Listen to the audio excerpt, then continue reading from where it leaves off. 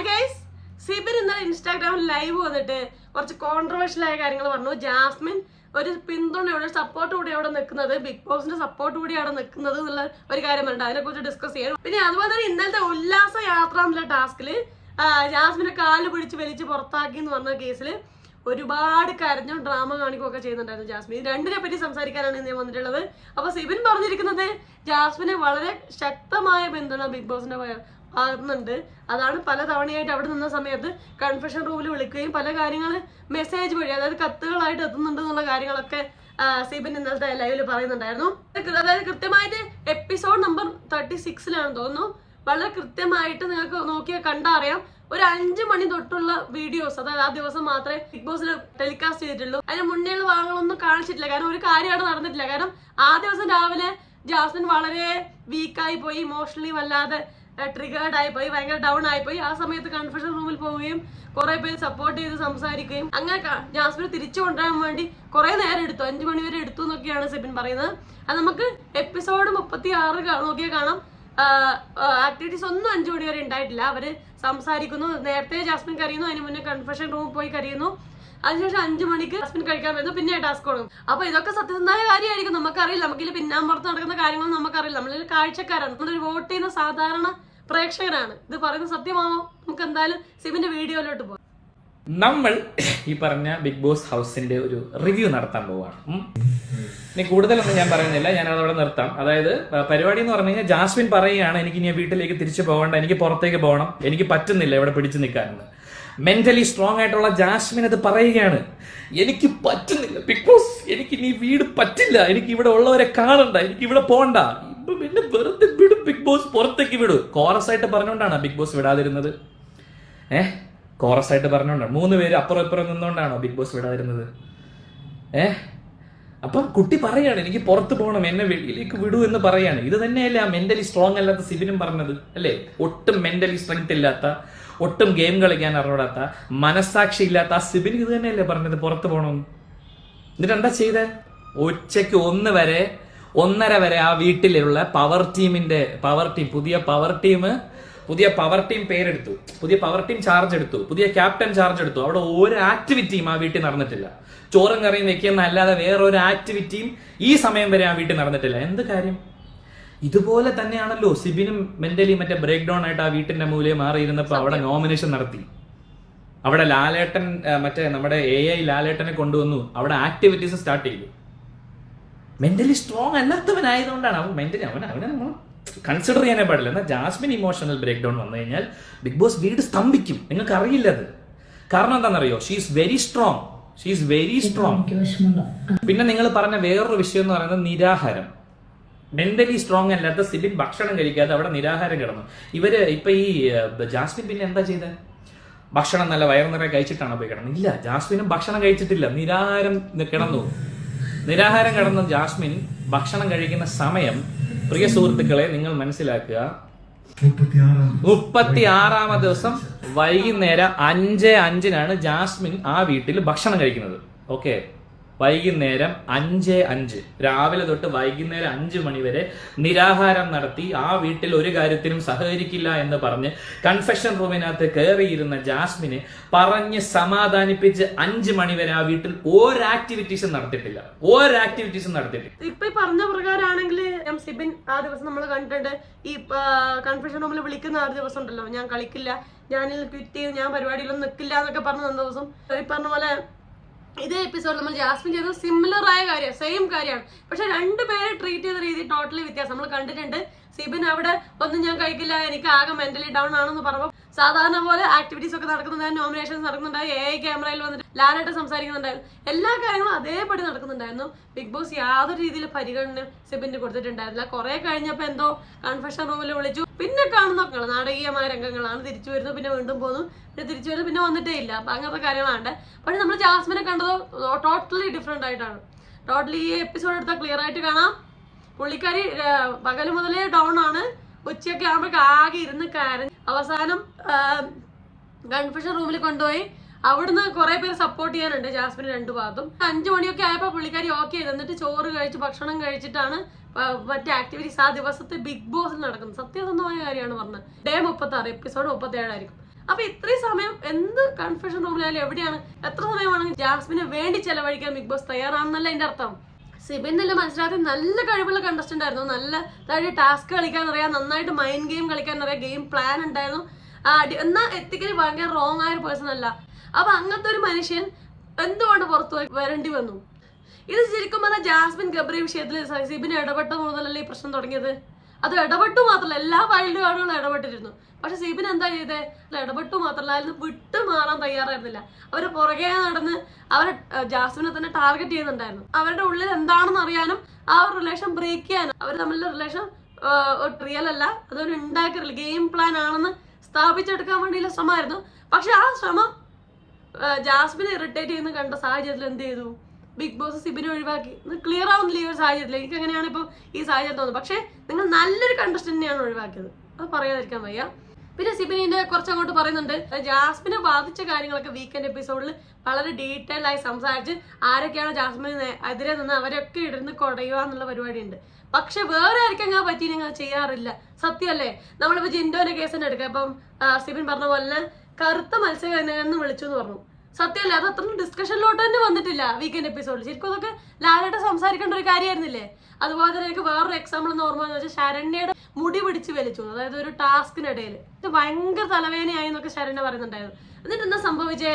അത് ജിൻഡോ അല്ലാന്ന് കാണിക്കാൻ ഒരു വീഡിയോ കാണിച്ചിട്ടുണ്ട്, ശരിയാണ്. പക്ഷെ അത് ആരാണ് ചെയ്തത്? അങ്ങനത്തെ ഒരു ഫിസിക്കൽ അസോൾട്ട് ആണ്, അങ്ങനെ ചെയ്യാൻ പാടില്ല, അങ്ങനെ യാതൊരു തരത്തിലുള്ള ഡിസ്കഷൻ അവിടെ നടന്നിട്ടില്ല. ഈ ഒരു കാര്യത്തിലേക്ക് 1, 2, 3 മിനിറ്റ് മാക്സിമം അവർ ചെലവഴിച്ചിട്ടുള്ളൂ. പക്ഷെ ഇതേ ഇഷ്യൂ ജാസ്മിനാണ് നടന്നതെങ്കിൽ ഭയങ്കരമായിട്ട് സംസാരിച്ച് ജാസ്മിനോട് നമുക്ക് അലിവ് തോന്നുന്ന ഒരു അവസ്ഥയിൽ എത്തിക്കാറുണ്ട്. സത്യമാണ്. ഒരു വീക്കില് ജാസ്മിന് എതിരായിട്ട് എന്തെങ്കിലും നടന്നിരുന്നെങ്കിൽ, അല്ലെങ്കിൽ അവർക്ക് എന്തെങ്കിലും വിഷമം, അവർ കരഞ്ഞാല് വീക്കെൻഡ് എപ്പിസോഡ് ഫുള്ള് ജാസ്മിനെ കുറിച്ചാവും. അത് നമ്മുടെ ലാസ്റ്റ് വീക്കെൻഡിൽ വളരെ എവിഡന്റ് ആണ്. ഫുള്ള് ജാസ്മിനെ കുറിച്ചാണ് സാറ്റർഡേ ഫുൾ ഉണ്ടായിരുന്നത്. ജാസ്മിനെതിരെ പറഞ്ഞു എന്നുള്ള രീതിയിൽ തന്നെയായിരുന്നു ഉണ്ടായിരുന്നത്. പക്ഷെ അത് നമുക്ക് എതിരെ പറയാൻ പറ്റില്ല. കാരണം കഴിഞ്ഞ വീക്കിലൊരു കാര്യം എന്താ വെച്ചാൽ ജാസ്മിന് പോസിറ്റീവ് ആയിരുന്നു കഴിഞ്ഞ വീക്ക്. കാരണം അവർ ആക്ടിവിറ്റി ചെയ്യുകയും ചെയ്തു, അവർക്കെതിരെ പവർ ടീം ചെയ്തു. ഒരു മണ്ടത്തരായിരുന്നു, റസ്മിൻ ചെയ്തതൊക്കെ മണ്ടത്തരായിപ്പോയി. അപ്പം കഴിഞ്ഞ ആഴ്ച ജെന്യൂൻലി ജാസ്മിന്റെ ഭാഗത്ത് സത്യങ്ങളുണ്ട്, അല്ലെ ശരികളുണ്ട്. പക്ഷെ അതിന് വേണ്ടിയിട്ട് ഒരു ദിവസം മൊത്തം ചർച്ച ചെയ്യാറുണ്ട് എന്നുള്ള സത്യമാണ്. അത് തോന്നിയിട്ടുണ്ട്, നമുക്ക് പലർക്കും തോന്നിയിട്ടുണ്ടല്ലോ. അതുകൊണ്ട് നമുക്ക് ഇൻസ്റ്റാഗ്രാമിലൊക്കെ ട്രോൾ റീൽസ് ഒക്കെ കാണാറില്ലേ? ലാലേട്ടൻ ഒക്കെ എടുത്തു പിടിച്ച ജാസ്മിനൊക്കെ കാണാറുണ്ട്. പക്ഷെ ഈ ലാലേട്ടൻ നിരപരാധിയാണ്. ലാലേട്ട അഭിപ്രായങ്ങളെ അല്ല ഇതിൽ വരുന്നത്.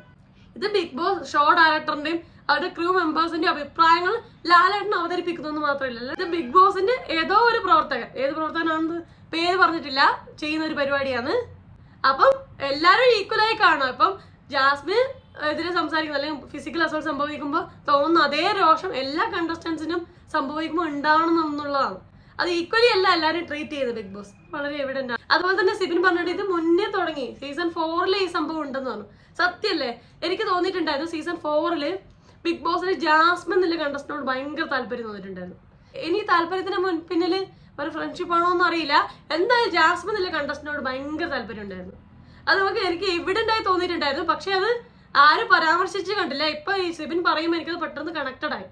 അതിനുശേഷമുള്ള സീസൺ 5 ഉണ്ട് ജുനൈസ് എന്നുള്ള കണ്ടസ്റ്റന്റിനോട് ഭയങ്കര താല്പര്യം ഉണ്ടായിരുന്നു ബിഗ് ബോസ്. അത് എവിഡന്റ് ആയി കാണുമായിരുന്നു. ഇത് എപ്പിസോഡുകളിൽ നമ്മൾ ആ സമയങ്ങളിൽ സംസാരിച്ചുകൊണ്ടിരുന്ന കാര്യങ്ങളാണ്. അതുപോലെ തന്നെ ഇപ്പൊ സീസൺ 6 എത്തിയപ്പോ ജാസ്മിൻ എന്നുള്ള കണ്ടസ്റ്റന്റ് വീണ്ടും ഇവർക്ക് ഫ്രണ്ട്ഷിപ്പിന്റെ പേരിലാണെന്ന് അറിയില്ല, ഇവർക്ക് ചില കണ്ടസ്റ്റൻസിനോട് പ്രത്യേക തരം താല്പര്യമുണ്ട്. പക്ഷെ ശരിക്കും ഇവർ ഈ താല്പര്യം കൊണ്ട് നശിപ്പിക്കുന്ന അവരെ ഗെയിം തന്നെയാണ്. കാരണം ഈ എക്സ്ട്രാ ഒരു താല്പര്യം ബിഗ് ബോസ് കൊടുക്കുമ്പോൾ അത് വളരെ എവിഡന്റ് ആവുന്നുണ്ട്. നമുക്ക് വീക്ക്ലി എപ്പിസോഡിലും ലാലേട്ടൻ എന്ന എപ്പിസോഡിലൊക്കെ ഭയങ്കര എവിഡന്റ് ആവുന്നുണ്ട്. അതുകൊണ്ട് തന്നെ അങ്ങനെ ഒരാളെ മാത്രം കൂടുതൽ പാമ്പർ ചെയ്യുക, അല്ലെങ്കിൽ ഒരാളെ മാത്രം കൂടുതൽ ക്യൂട്ട് ആക്കുക, അല്ലെങ്കിൽ കൂടുതൽ നന്നായി കാണിക്കുമ്പോൾ നമുക്ക് അവരോട് ആക്ച്വലി വിരോധമാണ് തോന്നുന്നത്. ആ വിരോധമാണ് ആക്ച്വലി ബിഗ് ബോസ് ജനറേറ്റ് ചെയ്യുന്നത്. ശരിക്കും പറഞ്ഞാൽ ഇവരൊക്കെ ജാസ്മിൻ ആയാലും ജുനൈസ് ആയാലും ഇപ്പോഴത്തെ ജാസ്മിൻ ആയാലും എല്ലാം ഗെയിം കളിക്കാൻ കഴിവുള്ള കണ്ടസ്റ്റൻസ് ആണ്. ചിലപ്പം ഇവരൊക്കെ ജയിക്കാൻ സാധ്യതയുള്ള, എസ്പെഷ്യലി ഇപ്പോഴത്തെ ജാസ്മിൻ എനിക്ക് കുറച്ച് ഗെയിം കഴിവുള്ള ഒരു കണ്ടസ്റ്റന്റ് ആയിട്ട് തന്നെയാണ് തോന്നിയത്. പുള്ളിക്കാരിക്ക് നല്ല ഗെയിം ടാസ്ക് കളിക്കാൻ അറിയാം, മൈൻഡ് ഗെയിം കളിക്കാനൊക്കെ അറിയാം. പക്ഷെ പുള്ളിക്കാരി ഇമോഷണലി കുറച്ച് വീക്കായിട്ട് തോന്നും. അല്ലാത്ത പക്ഷെ പുള്ളിക്കാർക്ക് ഒരു ബിഗ് ബോസ് കണ്ടസ്റ്റന്റിന് വേണ്ട എല്ലാ ഗെയിം കളികളും കാര്യങ്ങളൊക്കെ അറിയുന്ന ഒരു കണ്ടസ്റ്റന്റ് ആണ് ജാസ്മിൻ. നല്ല മുൻനിരയിൽ എത്തേണ്ട കണ്ടസ്റ്റന്റ് തന്നെയാണ്. പക്ഷെ ഇമോഷണലി ആളൊരു അത്ര സ്ട്രോങ് അല്ല. ഇമോഷണലി വീക്ക് ആവുമ്പോൾ അവർ നിൽക്കുന്നത് റിലേ ചെയ്യുന്നത് ഗബ്രിയിലാണ്. ഇപ്പൊ ഗബ്രിയില്ലാത്തപ്പോ ആകെ ഒറ്റപ്പെട്ട് ആകെ ഡൗൺ ആയി ഇരിക്കുന്ന ഒരു അവസ്ഥയിലാണ് ഇപ്പം ജാസ്മിൻ ഉള്ളത്. ഇന്നലെ ഒരു ടാസ്ക് നടന്നില്ലേ, ഉല്ലാസയാത്ര ടാസ്ക്. അത് റൗണ്ട് പോയിട്ട് എല്ലാരും പോയി നിൽക്കുന്നില്ല ടാസ്ക്. ആ ടാസ്കില് അഭിഷേക് എന്ത് ചെയ്തു, ജാസ്മിന്റെ കാല് പിടിച്ച് വലിച്ച് പുറത്താക്കി. ആ റൗണ്ടിൽ നിന്ന് പോയി ചമ്രം പടിഞ്ഞിരുന്നു. അപ്പം കാല് പിടിച്ച് പുറത്താക്കി. ഇതാണ് സംഭവിച്ചത്. ഇതിന്റെ പേരിൽ ജാസ്മിൻ കരയുക, കട്ടിൽ പോയി കിടന്ന് കരയുക, ഗബ്രീനെ നോക്കി കരയുക, ബിഗ് ബോസിനോട് പറയാ. ആകെ ഷോ പരിപാടിയായിരുന്നു അത്. അപ്പൊ ഇത്രയൊന്നും ഇത് ആവശ്യമില്ല. നമ്മൾ മുന്നേ സീസൺ 5 ഇത് കണ്ടാൽ ഈ ഒരു ഗെയിം എന്ന് പറയുന്നത് ഭയങ്കര ബുദ്ധിമുട്ടില്ല. ഒരുപാട് പേർക്ക് ഫിസിക്കലി നല്ലോണം ബാധിച്ചിട്ടുള്ള നല്ലോണം അടിയൊക്കെ ഗെയിമാണ്. നമ്മൾ കണ്ടിട്ടുണ്ട് കഴിഞ്ഞ സീസണില് ശോഭക്കൊക്കെ നല്ലോണം അടി കിട്ടിയിട്ടുണ്ട്. ഇപ്പൊ ഈ സീസണിൽ തന്നെ അർജുനൊക്കെ നല്ലോണം തലക്കൊക്കെ കിട്ടിയിട്ടുണ്ടെന്നാ പറഞ്ഞത്. നല്ല ഫിസിക്കലി ബുദ്ധിമുട്ടുള്ള ഒരു ഗെയിമായത്. കാരണം ആ റൗണ്ടിൽ നമുക്ക് നിൽക്കണ്ടേ, എത്ര വട്ടത്ര ചെറുത്, അതിനുള്ളിൽ എല്ലാവരും നിൽക്കണ്ടേ. ആ ഗെയിം കുറച്ച് ഡിഫിക്കൽട്ടാണ്. പുള്ളിക്കാരുടെ സ്ട്രാറ്റജിയാണ് പടിഞ്ഞിരിക്കല്. അപ്പൊ കാല് പിടിച്ച് പുറത്താക്കൽ അഭിഷേകിന്റെ സ്ട്രാറ്റജി ആയിക്കൂടെ? അപ്പൊ പുള്ളിക്കാരി പറയാണ് വേണം തള്ളായിരുന്നു, അല്ലാണ്ട് കാല് പിടിക്കാൻ പാടില്ല. പടിഞ്ഞിരിക്കുമല്ലോ അവരുടെ സ്ട്രാറ്റജി ആണെങ്കിൽ ഇയാൾക്ക് അഭിഷേകിന് ഇങ്ങനെ സ്ട്രാറ്റജി എടുത്തൂടെ? ഞാൻ വിചാരിച്ച കാര്യങ്ങൾ, ഞാൻ പറഞ്ഞ കാര്യങ്ങളെ ശരിയുള്ളൂ, ആ വഴിക്ക് തന്നെ പോകണമെന്ന് വിചാരിക്കുന്നത് നല്ലൊരു ഗെയിം കളിക്കുന്ന രീതിയല്ല.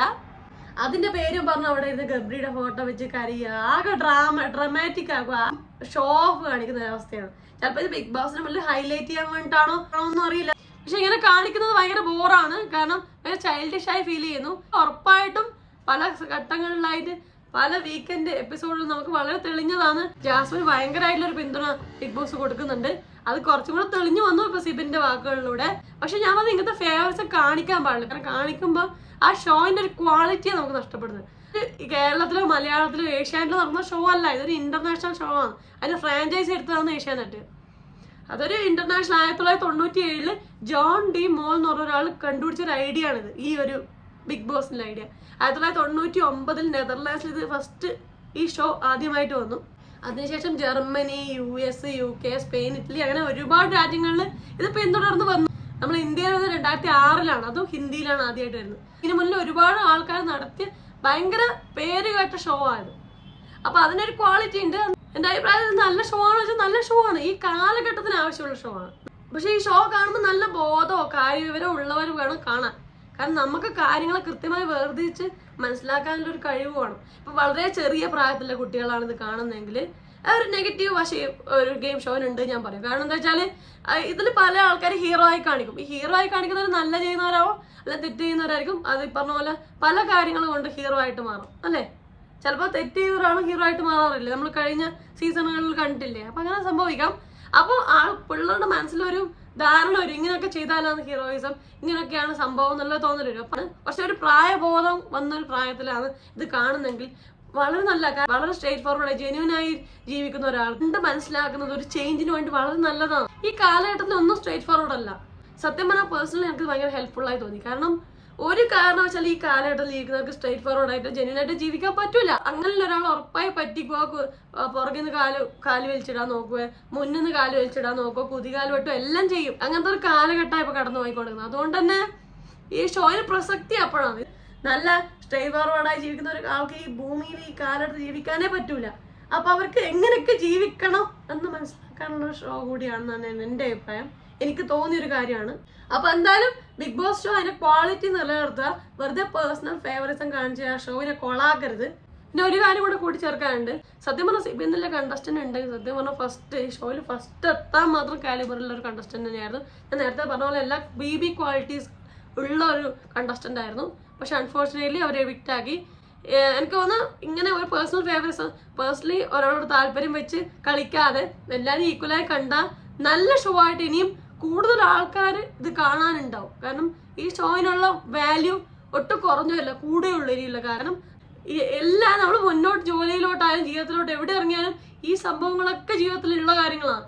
അതിനെ വളരെ നന്നായിട്ട് ഷോ കാണിച്ചിരുന്നുള്ള നല്ല കാര്യമുണ്ട് ആ ഷോയില്. അതുകൊണ്ട് ദയവേത് പേഴ്സണൽ ഫേവറിസോ മറ്റും കാണിച്ച ഷോയിനെ കൊളാക്കരുത് എന്നുള്ള അഭിപ്രായമുണ്ട്. സിബിൻ നല്ല കണ്ടസ്റ്റന്റ് ആയിരുന്നോ, സിബിനെ പുറത്താക്കിയതാണോ, ജാസ്മിനോട് ഫേവറിസം ഉണ്ടോ, നിങ്ങൾക്ക് അങ്ങനെ ഒരു അഭിപ്രായം ഉണ്ടോ, വീക്കെൻഡ് എപ്പിസോഡുകൾ അത് എവിഡന്റ് ആവുന്നുണ്ടോ, എല്ലാ കണ്ടസ്റ്റൻസിനും ഈക്വൽ ആയിട്ടാണോ ബിഗ് ബോസ് കാണുന്നത്, ഇതിന്റെയൊക്കെ കുറിച്ച് നിങ്ങളുടെ അഭിപ്രായം താഴെ കമന്റ് ചെയ്യണേ. നിങ്ങളുടെ വിലയേറെ അഭിപ്രായം താഴെ കമന്റ് ചെയ്യുക. അപ്പോൾ വീഡിയോ ഇഷ്ടപ്പെടുവാണെങ്കിൽ ലൈക്ക് ചെയ്യുക, സബ്സ്ക്രൈബ് ചെയ്യുക, ഷെയർ ചെയ്യുക, കമന്റ് ചെയ്യുക. അപ്പോൾ പറഞ്ഞ പോലെ എല്ലാവരും ഹാപ്പി ആയിട്ടിരിക്കുക. മറ്റൊരു റിവ്യൂ റിയാക്ഷനോ സോഷ്യലി ഷോ നെക്സ്റ്റ് ടൈം കാണാം. അതുവരെ ബൈ ബൈ.